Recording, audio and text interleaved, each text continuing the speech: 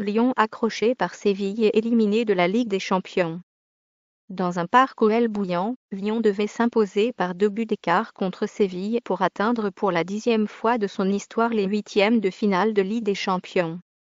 Malgré une bonne prestation, les hommes de Genesio n'ont pas su remplir leur mission, 0-0, et devront se contenter de la Ligue Europa. Le match, 0-0. Lyon a tout tenté pour croire en ses chances, mais le résultat n'a pas suivi.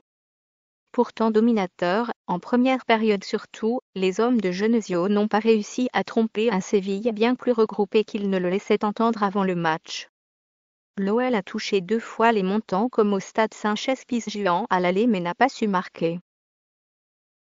Le brouillard épais qui enveloppait le parc OL avant le coup d'envoi s'est rapidement dissipé, sûrement poussé par le souffle vrombissant et impressionnant des supporters lyonnais.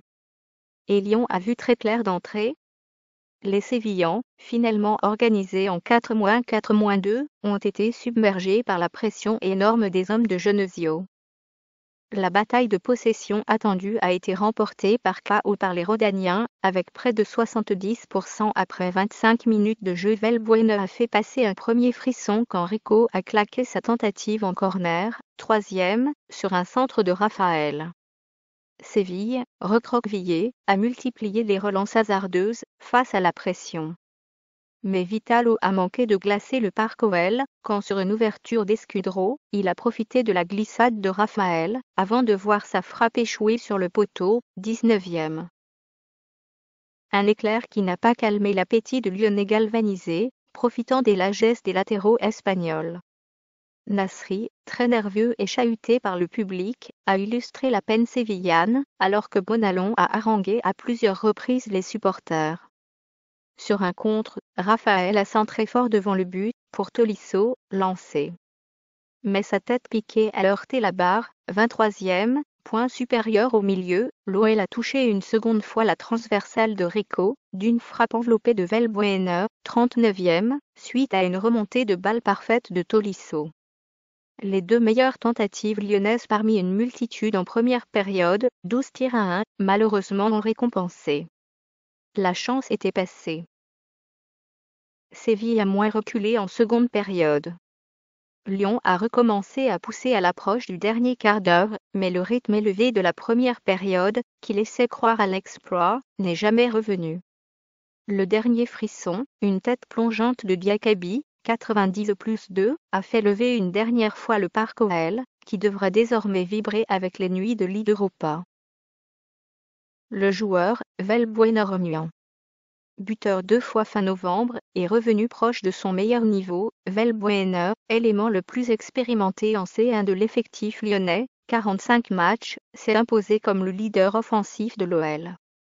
Il a fait vivre une soirée très compliquée à Mariano, et plus généralement à l'ensemble de la défense sévillane, par ses percussions. Il a multiplié les tentatives. Sa frappe en pleine course d'entrée aurait pu changer le cours du match, 3e. Ses 2 tentatives suivantes, 20e, 24e, ont été moins dangereuses, mais son tir sur la transversale aurait mérité un meilleur sort, 37e.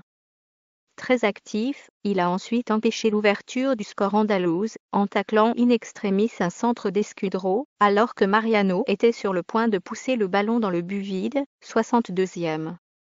Il a baissé de rythme, comme toute son équipe, en seconde période, malgré une dernière frappe lointaine en fin de match, 90e. Le fait, pénaltys ou non. Le match aurait pu basculer d'un côté comme de l'autre en première mi-temps, mais M. Eriksson en a décidé autrement. D'abord, Mathieu Valbuena s'est écroulé à l'angle de la surface, après un contact avec Mariano, 20e. Après un moment d'hésitation, dans le vacarme lyonnais, le Suédois a fait signe de continuer à jouer. 2 minutes plus tard, à l'opposé, Vitalo s'est à son tour effondré dans la surface, après une sortie limite de Lopez, 22e. Même réaction de l'arbitre. Séville est la première équipe depuis le Real Madrid en 20 et 11 12e à rendre 3 clean sheets en déplacement dans une phase de groupe de Ligue des Champions.